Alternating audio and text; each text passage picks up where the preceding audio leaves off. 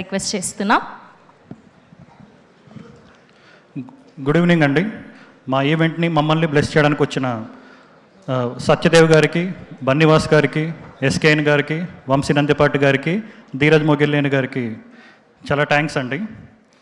And ఈ series 1.5 year back start అయిందండి, అంటే రైటింగ్ అన్నీ.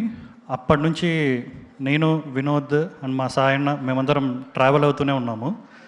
అండ్ ప్రతి ఎపిసోడ్ కానీ ఏ సీన్ అయినా రాసేటప్పుడు చాలా ఎగ్జైట్మెంట్తో మంచి కిక్ ఇస్తూ వచ్చింది.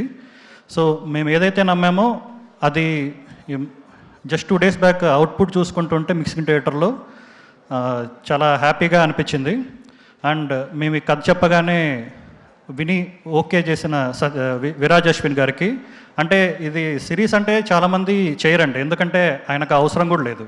ఎందుకంటే ఆయన అంత ఎఫర్ట్, అంటే ఆయనకు అంత ఫేమ్ ఉంది. ఆయన ఒక వెయిట్ చేస్తే మంచి సినిమాతోనే మంచి కంబ్యాక్ ఇవ్వచ్చు.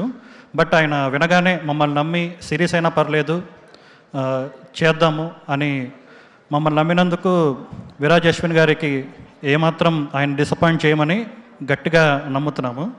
అండ్ నాకు వినోద్తో నా జర్నీ చాలా మెమరబుల్గా ఉంటుందండి. అంటే తను ఎంత, అంటే ఒక్కసారి కూడా తను చిరాకు పడ్డం నేను ఎప్పుడు చూడలేదు. అంటే ఈ 4-5 daysలో కూడా తను ఎంత ఇబ్బంది పెట్టినా, లేదు అవుట్ కావాలి, ప్రివ్యూ కావాలి, ఖచ్చితంగా చేయాలని ఎంత ఇబ్బంది పెట్టినా కూడా ఒక్కసారి కూడా తను ఏమాత్రం చిరాకు పడకుండా అన్నీ భరిస్తూ మమ్మల్ని భరించినందుకు వినోద్కి చాలా థ్యాంక్స్. అండ్ మనం ఇంకా ట్రావెల్ చేయాలి బ్రో. అంటే నువ్వు, అంటే ఇది రిలీజ్ అవ్వగానే నీకు ఏదైనా మంచి పెద్ద బ్యానర్ వస్తే దొరకపోవచ్చు, but all the best bro. ఖచ్చితంగా నువ్వు చాలా పెద్ద స్టేజ్కి వెళ్తావు అని మనస్ఫూర్తిగా కోరుకుంటున్నాను.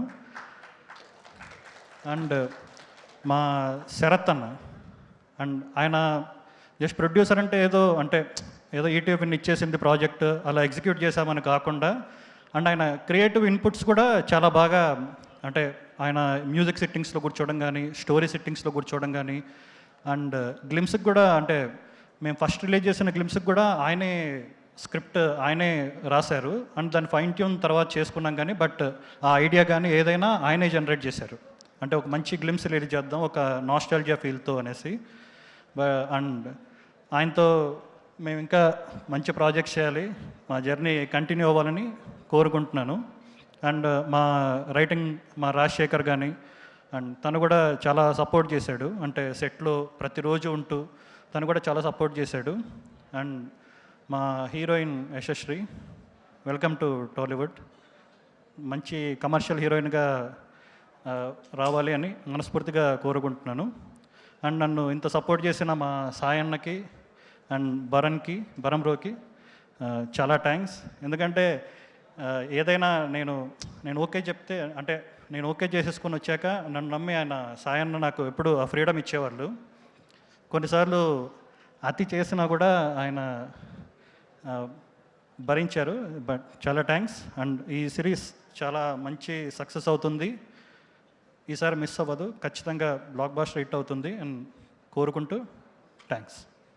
థ్యాంక్ యూ అండి. అండ్ ఇప్పుడు సాయి కృష్ణ గారిని మాట్లాడవలసిందిగా రిక్వెస్ట్ చేస్తున్నాం.